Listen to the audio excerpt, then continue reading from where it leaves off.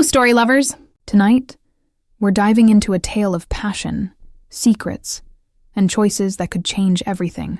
Hearts will be broken, love will be tested, and every twist will leave you on the edge of your seat.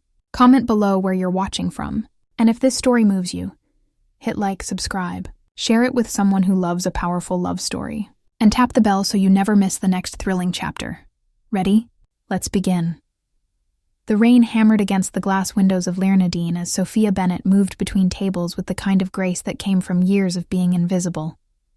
Her black uniform was crisp despite the chaos, her dark hair pulled back so tight it made her temples ache. She had perfected the art of smiling at people who never looked at her face. Tonight felt different somehow, heavier. At table 12 sat a man who had been nursing the same glass of wine for over an hour. Unlike the others who threw their laughter around like confetti, he sat in complete silence. His dark suit fit him like armor, and his jaw was clenched so tight she could see the muscle working beneath his skin. But it was his eyes that stopped her mid-step during her rounds. They held the kind of weight that came from carrying secrets too heavy to share. Jonathan Rivers had chosen this restaurant because wealthy people came here to be seen, not to hide. The irony burned in his chest. His phone buzzed again. 15th time in 10 minutes. The board meeting tomorrow would strip him of everything he had built, or save it. There was no middle ground anymore. There you are. Jonathan's stomach dropped. Vincent Morrison appeared beside his table like a shadow given form, his smile sharp enough to cut. Behind him stood two other board members, their expressions hungry. "Gentlemen," Jonathan said without standing, "I thought we agreed to keep business discussions in the boardroom. This is so much more civilized." Vincent pulled out a chair without invitation. "We wanted to discuss tomorrow's vote somewhere more relaxed." Jonathan's hands curled into fists beneath the table. These men had spent months dismantling his company from the inside, and now they wanted to watch him break before they finished the job. His eyes swept the restaurant, looking for any escape, and landed on the waitress refilling water glasses 2 tables away. The desperate plan formed before he could stop it. He stood and walked straight to her. She looked up, surprise flickering across her face as she registered the tension radiating from him like heat. "I need your help," he said quietly, his voice barely cutting through the ambient noise. "Those men at my table are making me extremely uncomfortable. I need them to think I'm here with someone." Sophia glanced toward table 12. 3 men in expensive suits watched their interaction like wolves circling prey. Something in their expressions made her skin crawl. "What exactly are you asking me to do?" "Pretend I'm your boyfriend." The words came out faster than he intended. "Just for a few minutes until they leave. I'll make it worth your while." Sophia studied his face. Desperation looked the same whether it wore a $1,000 suit or secondhand clothes. She had seen it in her own mirror often enough to recognize it. "Please." That single word carried more vulnerability than she expected from a man who probably owned half the city. She set down the water pitcher. "What's my name supposed to be?" Relief flooded his features. "Just be yourself. And thank you." Her heart hammered as they walked back to table 12 together. She had no idea how to pretend to date a complete stranger, but something about his desperation felt genuine, real. "Gentlemen," Jonathan said, his entire demeanor shifting like a mask sliding into place. "I'd like you to meet Sophia, my girlfriend." Vincent's eyes narrowed as he took in her uniform. How lovely. "And where did you two meet?" Jonathan's hand settled on her lower back, warm and steady. The touch was somehow both protective and encouraging. "At an art gallery," Sophia said, surprised by how steady her voice sounded. "Jonathan was admiring a piece I happen to know quite a bit about." It wasn't entirely a lie. She did spend her free time at galleries, even if she couldn't afford to buy anything. "How romantic." Vincent's tone dripped with skepticism. "And what do you do, my dear?" The condescension in his voice sparked something in Sophia's chest. She had dealt with men like this before. Men who treated service workers like furniture. "I'm an artist," she said firmly. "Waitressing is temporary while I build my portfolio." Jonathan squeezed her hand. She realized she was holding it without remembering when that happened. "We really should be going," Jonathan said, pulling out his wallet. "Sophia and I have dinner reservations at another place." "Of course you do." Vincent's smile had become uncertain. As Jonathan left far more money than necessary on the table, Sophia found herself leaning into his side naturally. He felt solid, warm, real in a way the rest of the evening hadn't been. "It was lovely meeting you all," she said sweetly, then looked up at Jonathan with what she hoped resembled affection. "Ready to go, sweetheart?" They walked toward the exit together. She could feel 3 pairs of eyes burning into her back. It wasn't until they stepped into the cool night air that she realized she was still holding his hand. "I'm sorry," she said, starting to pull away. He held on gently. "Don't apologize. You were perfect." He turned to face her, and in the glow of the streetlights, she could see something had shifted in his expression. "I mean it. You saved me back there." Heat rose in her cheeks. "It was nothing. Anyone would have helped." "No," Jonathan said quietly. "They wouldn't have. Most people would have walked away." They stood there, 2 strangers who had just shared something unexpectedly intimate. The rain had stopped, leaving the sidewalks gleaming. The city moved around them, but in that bubble of space between the restaurant door and the street, time felt suspended. "I know this is going to sound crazy," Jonathan said, running his free hand through his hair, "but those men are going to be watching me for the next few days. They think I was lying about having a girlfriend. They'll use it against me somehow." Sophia tilted her head. "What are you asking? Would you consider extending this arrangement? Just a little while longer." He looked at her like she was the most important person in the world, instead of just a waitress who happened to be in the right place. "I know you don't know me, but I'm in a situation where I can't trust anyone in my usual circle. The smart thing would be to say no." She knew that. Wealthy men who made desperate requests usually brought complications she couldn't afford. What exactly would this arrangement involve? A few public appearances. Maybe dinner tomorrow night. Definitely a charity event next weekend. Nothing inappropriate, I promise. You'd have your own space, your own time. I'd compensate you for your trouble. Sophia thought about her overdue rent, her empty refrigerator, the art supplies she couldn't afford. Then she thought about Vincent Morrison's condescending smile and how good it had felt to wipe it off his face. "How much trouble are we talking about?" Jonathan smiled, and for the first time that evening it reached his eyes. "Hopefully not too much. But I should probably warn you that my life is a bit more complicated than most people's. More complicated than working double shifts while trying to make it as an artist in the most expensive city in the world." "Fair point." He pulled out his phone. "Can I get your number? I promise I'm not a complete stranger forever. I'll tell you everything you want to know." As she recited her number, she wondered what exactly she was getting herself into. But for the first time in months, she felt like she was stepping into a story, instead of just watching other people live theirs. "I'll call you tomorrow," Jonathan said as a black car pulled up to the curb. "And Sophia, thank you, really."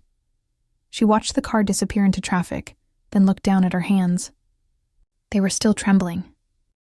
The apartment Sophia returned to was a 5th-floor walk-up with peeling paint and a radiator that clanked through the night.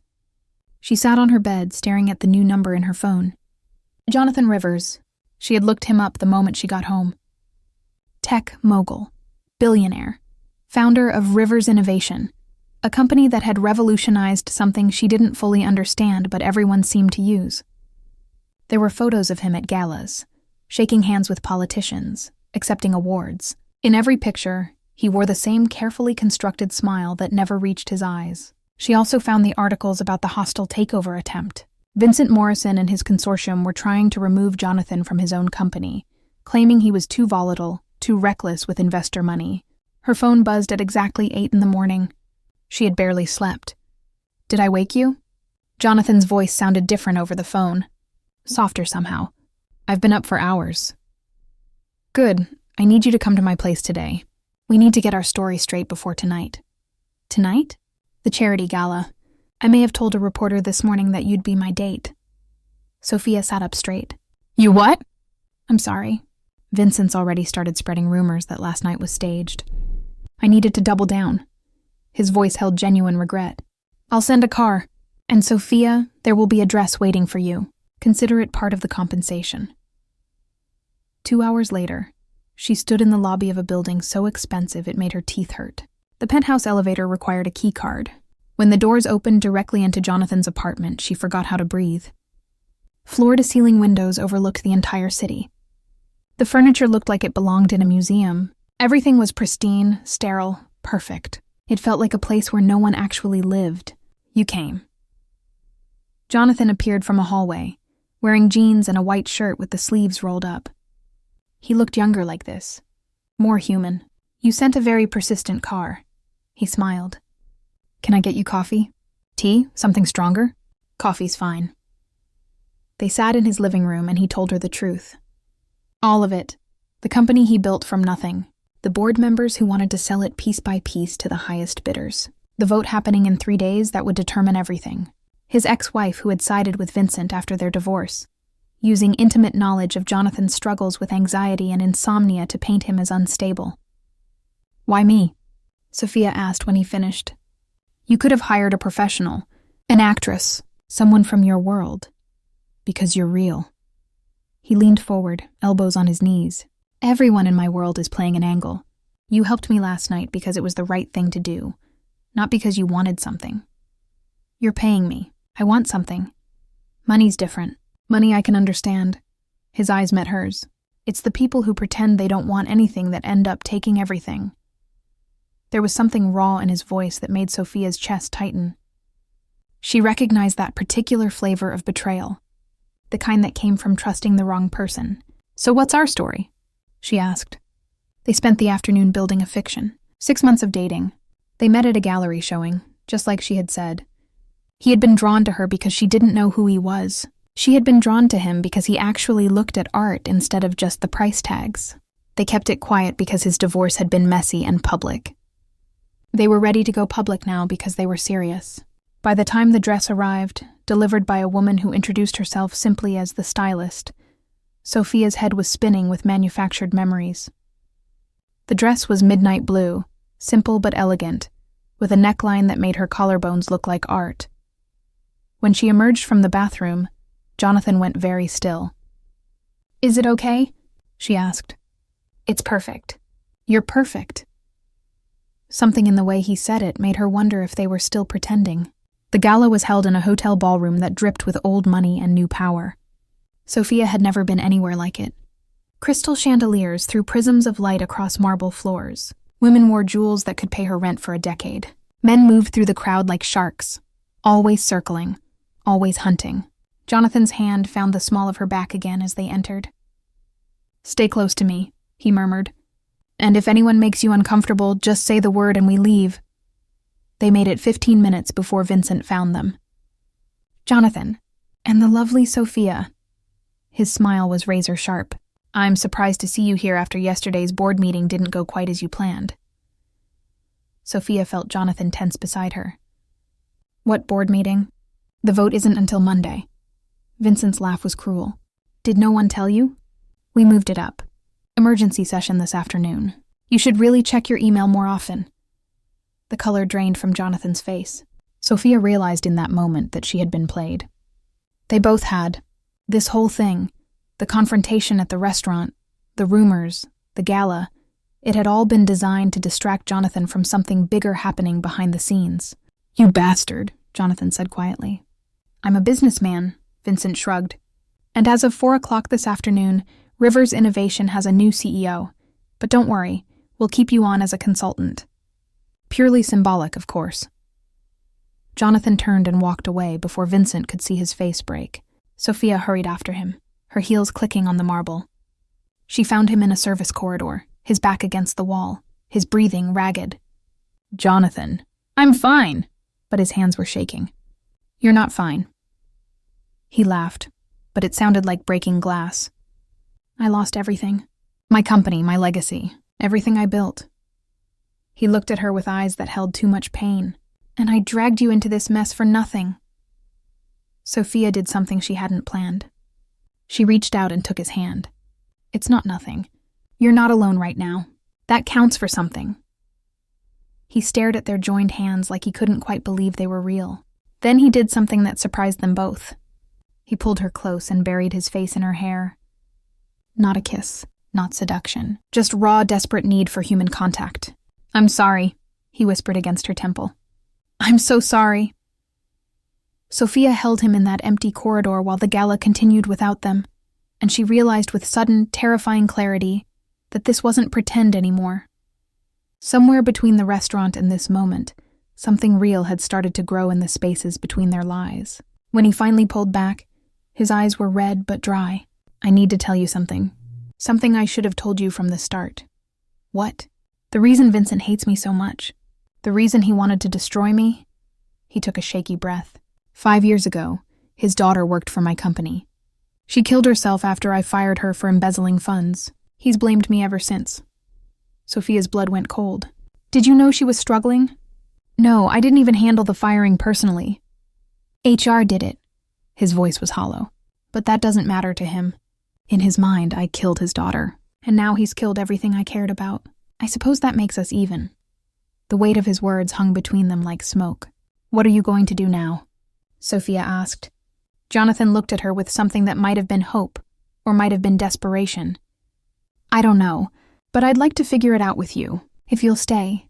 She should have said no. Should have walked away from this beautiful, broken man and his impossible problems. But when she opened her mouth, different words came out. "I'll stay." His relief was palpable. He kissed her then, soft and desperate, and Sophia kissed him back, because in that moment they were both drowning, and each other was the only solid thing to hold on to. When they broke apart, both breathing hard, Jonathan's phone buzzed. He glanced at it, and his expression went from devastated to something darker. "What is it?" "A message from my lawyer. Apparently Vincent's not done. He's filing a civil suit against me personally, claiming I'm unfit to handle my own assets." He looked up at her. "He's trying to take everything. My money, my freedom, everything. Can he do that?" "With the right judge and the right evidence, he can do anything." Jonathan's jaw tightened. "But I'm not going down without a fight. Not anymore." The vulnerability from moments ago had burned away, replaced by something harder, more dangerous. "What are you going to do?" Sophia asked, though she wasn't sure she wanted to know the answer. Jonathan's smile was nothing like the one she had seen at the restaurant. This one had teeth. "I'm going to remind Vincent Morrison why he should have left me alone." Sophia spent the next week living in Jonathan's world. His penthouse became her temporary home. His lawyer became someone she spoke to daily. His enemies became hers by association. She watched him transform from the vulnerable man in the corridor to something harder. He spent 18 hours a day on the phone, in meetings, building his counterattack against Vincent brick by careful brick. He barely slept, barely ate. The shadows under his eyes grew darker each day. "You need to rest," she told him one night, finding him on his balcony at 3 a.m, overlooking the city that had once been his kingdom. "I'll rest when this is over." Jonathan. He turned to face her, and in the dim light from the apartment, he looked like a ghost of himself. "Do you know what it's like to build something from nothing? To pour everything you are into one thing, only to watch someone take it away?" "No," she admitted. "But I know what it's like to want something so badly it hurts. To work for it every day and still feel like it's slipping through your fingers." He reached out and tucked a strand of hair behind her ear. The gesture was tender, intimate, real. "How did I get so lucky to find you?" "You didn't find me. You needed an alibi and I was convenient." "You stopped being convenient the moment you stayed." His thumb traced her jawline. "You're the only real thing in my life right now." They had been dancing around this for days, the attraction that sparked every time they touched, the way conversation stretched late into the night, the stolen glances that lasted too long to be accidental. "This isn't real," Sophia whispered, but she didn't pull away. "This is just proximity and stress and desperation." "Then why does it feel more real than anything else I've ever had?" He kissed her again, but this time it was different. Slower. Deeper. She kissed him back, her hands sliding up his chest to his shoulders, and for a moment the city disappeared, and there was only this, only them. When they finally broke apart, both breathing hard, Jonathan rested his forehead against hers. "Stay with me tonight. Not because of the arrangement. Not because of Vincent or the company or any of it. Just because you want to." She should have said no. Should have maintained the boundaries that were already so dangerously blurred. But she was tired of being smart. Tired of being careful. Okay, they barely made it to his bedroom. Clothes fell away like armor they no longer needed. And when they finally came together, skin against skin, breath mingling with breath, Sophia understood why people did stupid things for connection, why they threw away safety for the chance to feel alive. Afterward, lying in his bed with the city lights painting patterns on the ceiling, Jonathan traced lazy circles on her bare shoulder. "I want to tell you something," he said quietly. "About my ex-wife." Sophia turned to face him. "You don't have to." "I want to." He took a breath. "Her name is Claire. We met in college. Got married too young. She wanted the life that came with my success. But she never wanted me." His voice was hollow. "When the company started having problems last year, when the board first started making noise about removing me, she left. Took half of everything and went straight to Vincent." "Why Vincent?" "Because she knew it would hurt me the most. Because she knew every weakness, every insecurity, every mistake I'd ever made. And she gave him all of it." His jaw tightened. "The anxiety medication, the therapist visits after my father died, the night I broke down at a company retreat. She turned my humanity into ammunition." Sophia's chest ached for him. "That's why you don't trust anyone. Can you blame me?" "No." She kissed him softly. "But you trusted me." "I did. I do." He pulled her closer. "Maybe that makes me a fool. Or maybe it makes you human." They fell asleep, tangled together, and for the first time in days, Jonathan slept through the night. Sophia woke to find him already gone, a note on the pillow saying he had a meeting with his lawyer. She smiled, stretched, and reached for her phone to check the time. There were 17 missed calls from a number she didn't recognize. Before she could wonder about it, the penthouse elevator dinged. Jonathan must have forgotten his keycard. She pulled on his shirt from the night before and padded to the living room. The elevator doors opened. Vincent Morrison stood there with 2 men in dark suits and a woman carrying a briefcase. Sophia's blood turned to ice. "How did you get up here?" "I own the building, dear." Vincent smiled that same predatory smile from the restaurant. "And I've come to collect." "Collect what?" "Jonathan's not here." "I'm not here for Jonathan." Vincent stepped into the apartment like he owned it. "I'm here for you." Sophia's heart hammered. "I don't understand. Don't you?" The woman opened her briefcase and pulled out a folder.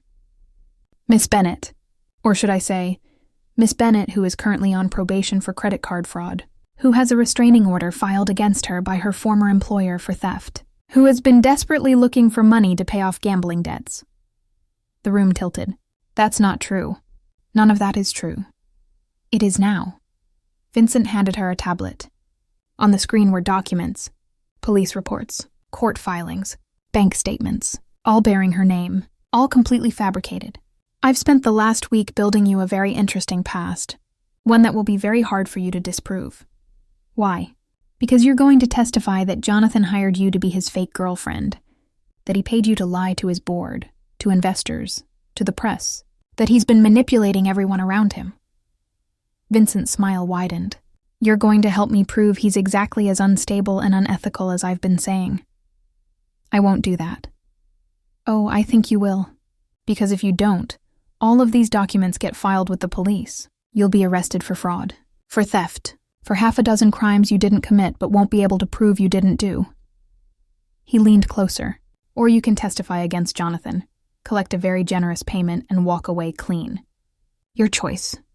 Sophia felt sick. "You're insane." "I'm thorough." Vincent straightened his tie. "You have 24 hours to decide. After that, I file everything and you spend the next decade fighting charges that will ruin your life.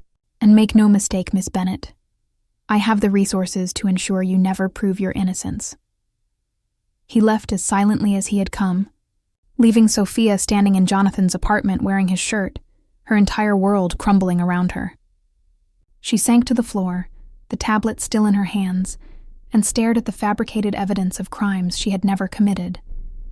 Vincent had built her a prison made of lies, and the only key was betraying the one person who had trusted her. The elevator dinged again. Jonathan stepped out, carrying coffee and pastries, his expression lighter than she had seen it in days. "Morning. I brought breakfast and good news. My lawyer thinks we might have found a way to block Vincent's civil suit." He stopped when he saw her face. "Sophia, what's wrong?" She looked up at him, this beautiful, broken man who had trusted her with his secrets, his body, his heart. And she knew that whatever choice she made would destroy one of them.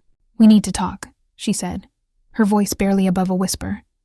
The coffee fell from Jonathan's hands, spilling across his perfect floor like blood. Jonathan stared at the spilled coffee spreading across his floor, then slowly raised his eyes to meet hers. In that moment, Sophia saw him understand, saw him piece together her expression, the tablet in her hands, the way she was sitting on the floor like gravity had become too much to fight. What happened? His voice was carefully controlled, but she heard the edge of fear beneath it. She told him everything. Vincent's visit, the fabricated evidence, the impossible choice. When she finished, Jonathan was silent for a long moment, his jaw working like he was trying to contain something volcanic. "Let me see it." She handed him the tablet. He scrolled through the documents, his expression growing darker with each page. Finally, he set it down with exaggerated gentleness. "This is good work," he said quietly. "Thorough, convincing. If this went to court, you'd be fighting it for years, even if you eventually proved it was fabricated." "I know. He's using you to get to me." Jonathan ran his hands through his hair. "Of course he is. I should have seen this coming. What do I do?" He looked at her with eyes that held too much pain. "You do whatever you need to do to protect yourself." Sophia's chest tightened. "You want me to testify against you?" "I want you to be safe." He crossed the room and knelt in front of her, taking her hands in his. "Sophia, I dragged you into this mess. I put you in Vincent's crosshairs. I won't let you destroy your life for mine. But if I testify, he wins. He takes everything from you. He's already taken everything." Jonathan's smile was broken. "The company, my reputation, my freedom, eventually, if he keeps pushing. But you still have a chance to walk away clean." "I don't want to walk away." "You have to." He squeezed her hands. "Vincent's not bluffing. He'll bury you if you don't cooperate. And I can't protect you from him. I couldn't even protect my own company." Tears burned Sophia's eyes. "This isn't fair." "No, it's not."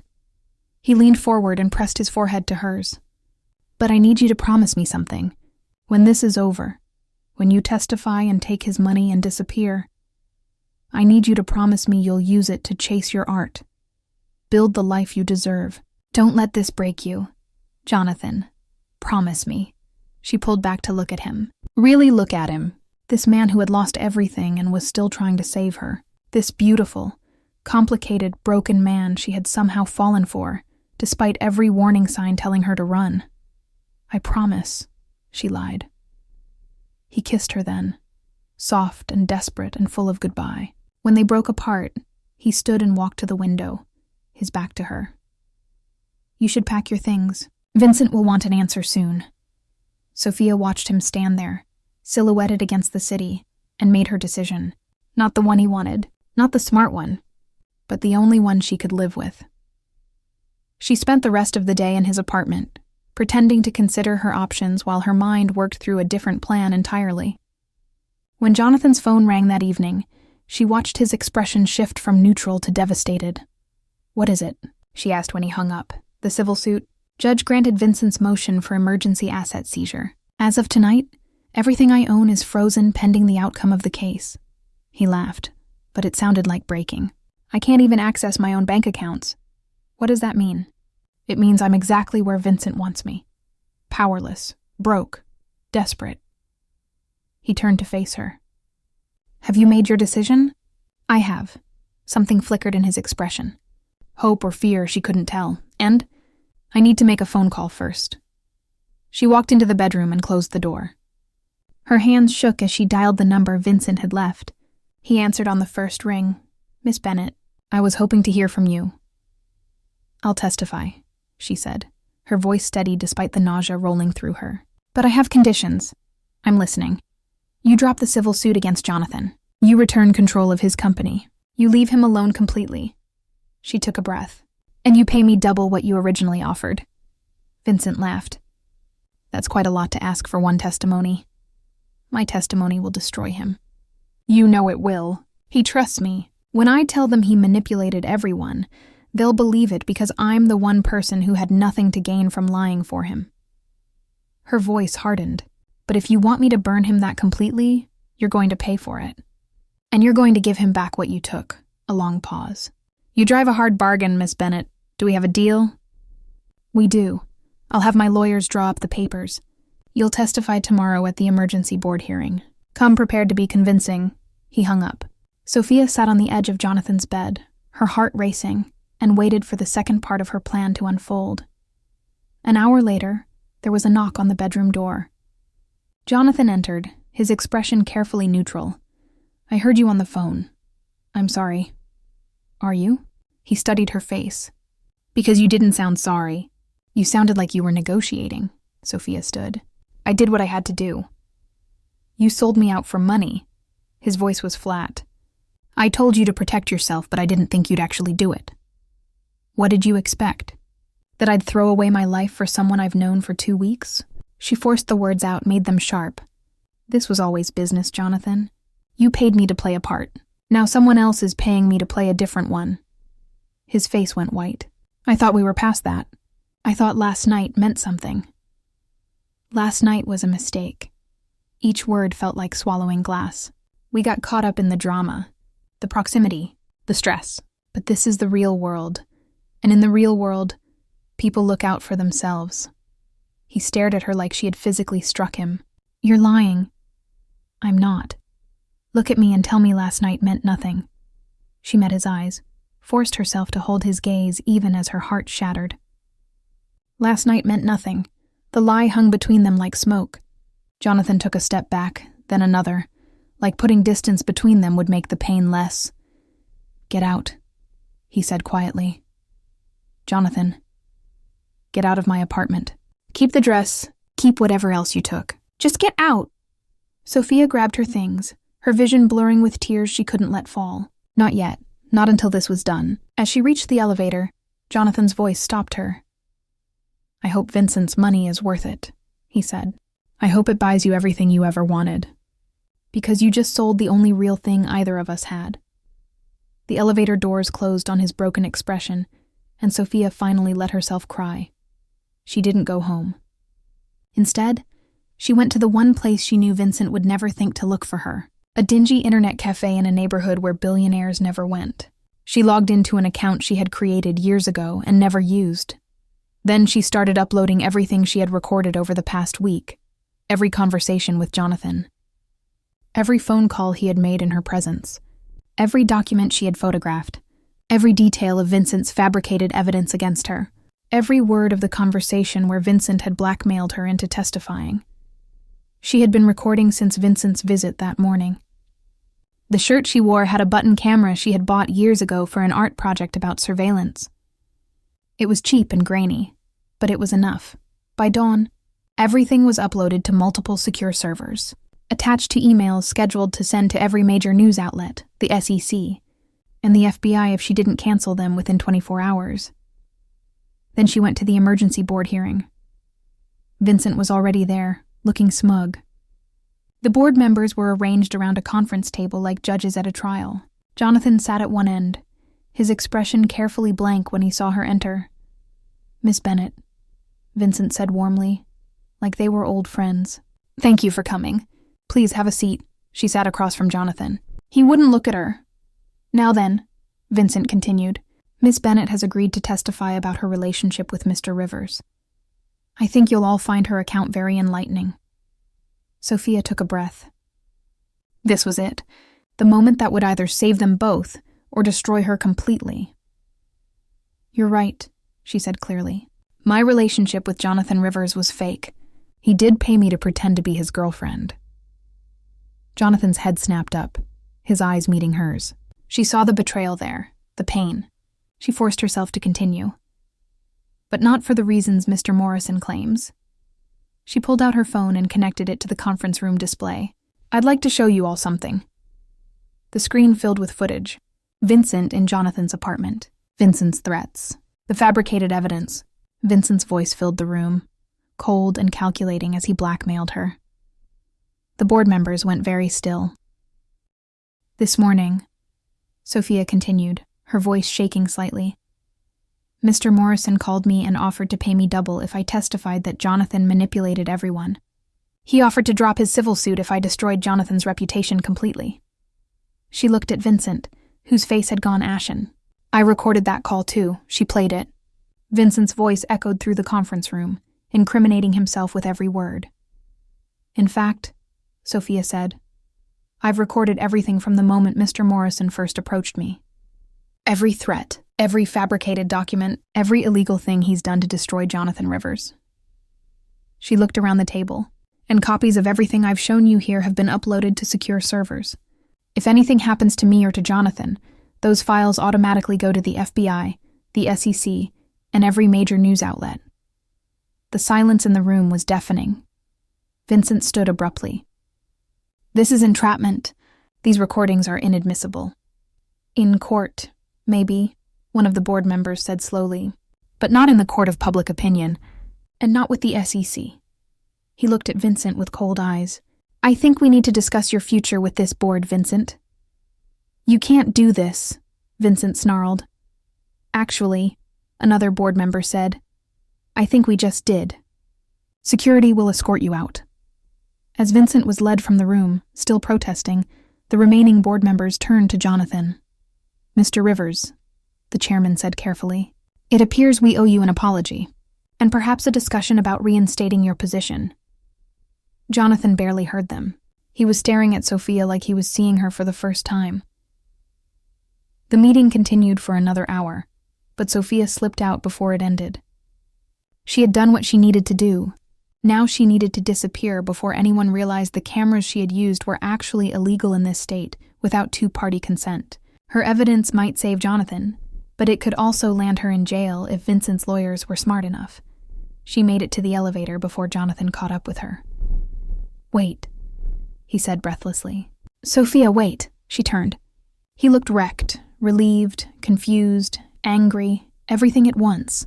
Why did you do that? He asked. You could have taken Vincent's money. You could have walked away clean. I told you last night I made my decision, she said quietly. I just didn't tell you what it was. You let me think you betrayed me. You let me believe you sold me out. I had to. If Vincent suspected I was playing him, he would have been more careful. He would have never made those calls where I could record them. She wrapped her arms around herself. I needed him to think he won. Jonathan stepped closer. You risked everything. If those recordings don't hold up, if Vincent fights back, you could go to prison. I know. Then why? She met his eyes. Because some things are worth the risk. Because you were right last night. You are the only real thing I have, and I wasn't going to let Vincent take that away. His expression cracked. He pulled her into his arms, holding her so tightly she could barely breathe. You're insane, he whispered against her hair. You're brilliant and insane, and I don't deserve you. Probably not. She pulled back to look at him. But I'm here anyway.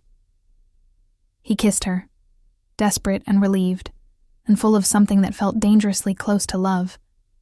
When they broke apart, both breathing hard, reality came crashing back. We need to leave, Jonathan said. Vincent's lawyers will be working on a response already.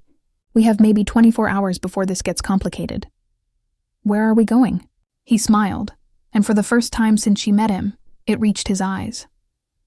Anywhere but here, at least until the dust settles. They ran. They ended up in a small coastal town 3 hours north of the city, the kind of place where nobody asked questions. And the most expensive thing on the menu was the lobster roll. Jonathan paid for a room and a bed and breakfast that had seen better decades, and they holed up there while the world exploded behind them. The news broke within hours. Tech mogul nearly destroyed by corporate espionage. Billionaire's attempted takedown exposed as personal vendetta. Whistleblower saves company from hostile takeover. Sophia became an overnight sensation. The struggling artist who brought down a corrupt businessman. Networks wanted interviews. Her phone wouldn't stop ringing. Someone had already started a documentary. She turned it all off and sat on the porch overlooking the ocean while Jonathan made calls to his lawyers, his board, the FBI agents who wanted statements.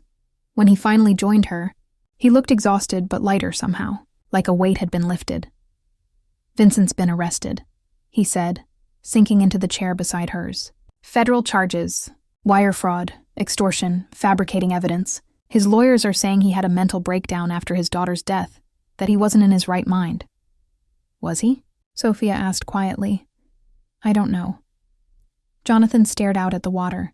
Grief does terrible things to people, but so does greed. Maybe it was both. They sat in silence for a while, listening to the waves crash against the shore. Finally, Sophia spoke. The board wants you back. They do. He didn't sound happy about it. But you don't want to go back. I don't know what I want anymore. He turned to look at her. A month ago, that company was everything to me. My entire identity was wrapped up in being Jonathan Rivers, tech genius, self-made billionaire. And then I lost it. And you know what I realized while it was gone? What? That I was relieved. He laughed, but it sounded like wonder. For the first time in 20 years, I could breathe. No board meetings, no investor calls, no pretending to be someone I'm not. He reached for her hand. The only thing that mattered was you. Sophia's chest tightened. Jonathan, I love you, he said simply. I know it's fast. I know it's probably crazy. I know we met under the worst possible circumstances. But somewhere between pretending and reality, I fell in love with you. She should have been surprised. Should have said it was too soon, too complicated, too much. But the truth was she had known for days, had felt it growing between them like something inevitable. I love you too, she whispered, even though you're a terrible influence and you've completely destroyed my nice, safe, boring life. He smiled and pulled her close. So what do we do now? I don't know. She leaned into him.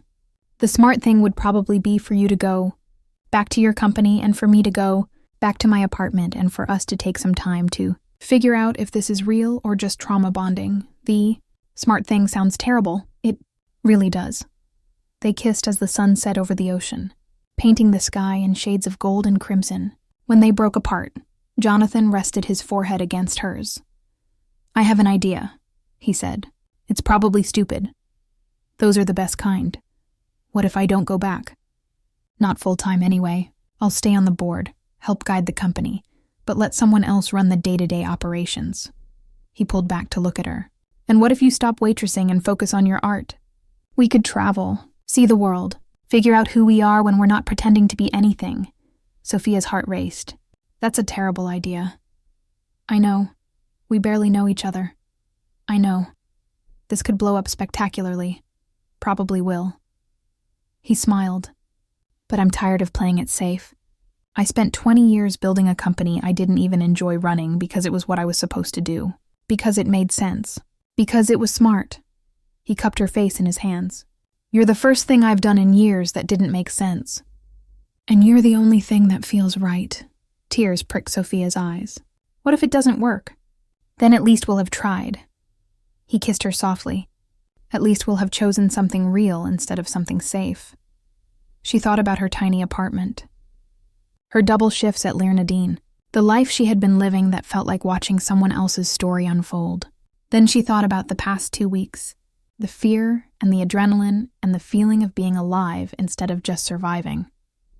Okay, she said. Let's do it. Let's do something stupid and reckless and real. Jonathan's smile was brilliant. Yeah? Yeah, she laughed through her tears.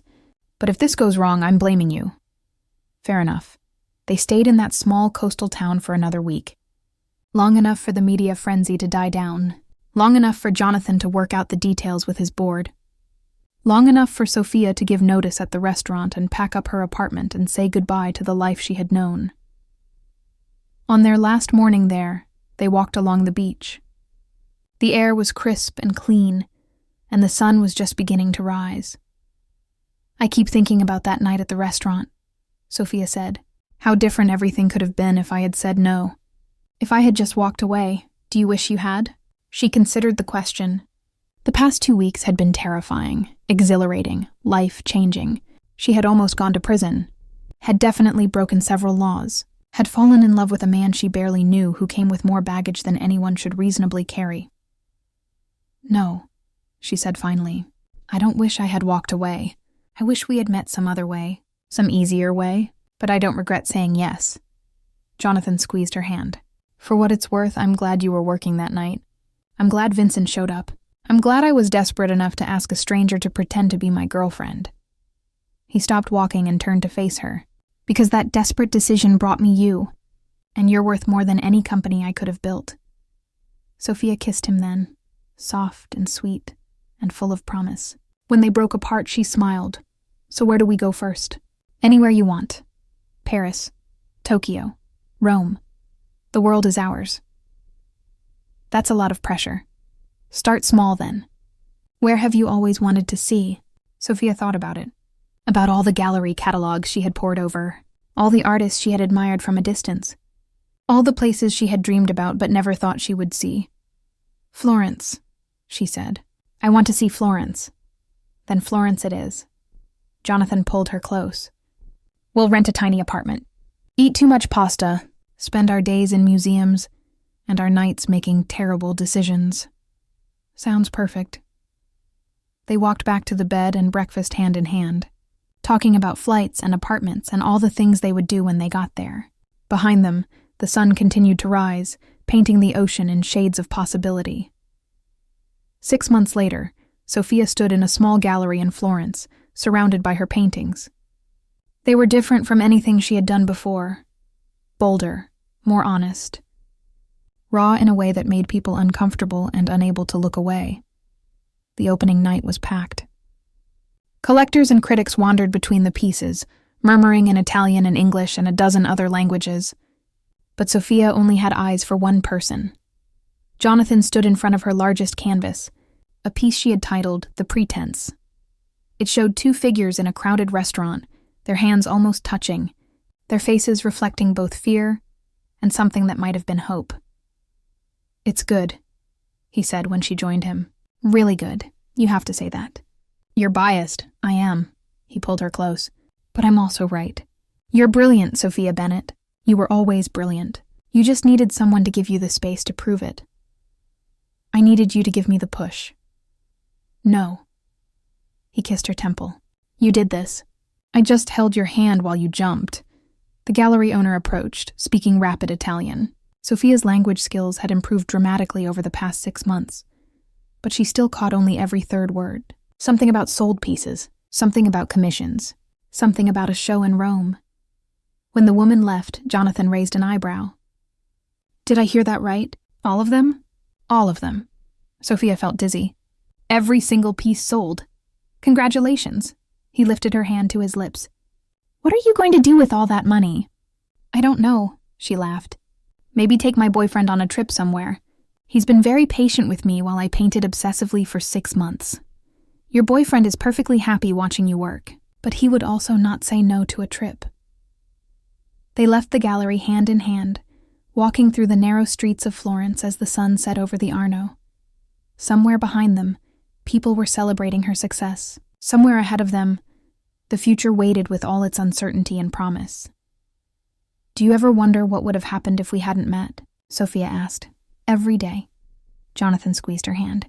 But then I remember that we did meet. That you said yes when any reasonable person would have said no. That you chose me even when it would have been smarter to walk away. Best bad decision I ever made. Same. They stopped on the Ponte Vecchio, looking out over the water. The city glowed in the fading light, ancient and beautiful, and theirs for this moment.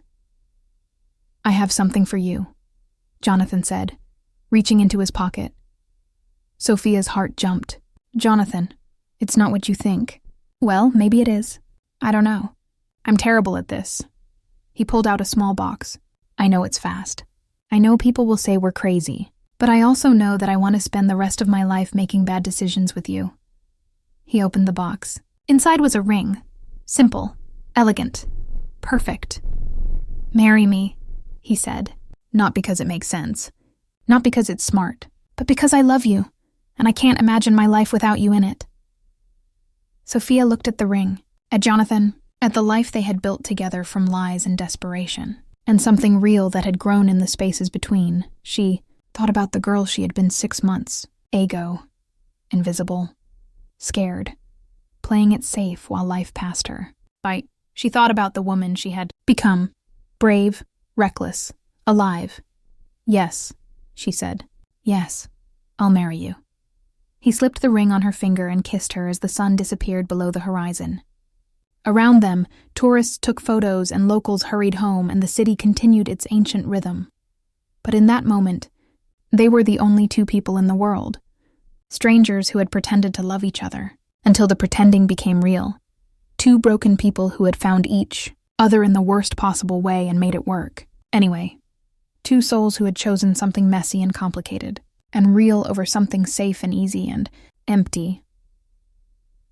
They walked home through the darkening streets, talking about wedding plans and art shows and all the places they still wanted to see. The future stretched before them, uncertain and terrifying and full of possibility. And for the first time in both their lives, that uncertainty felt like freedom instead of fear. The end.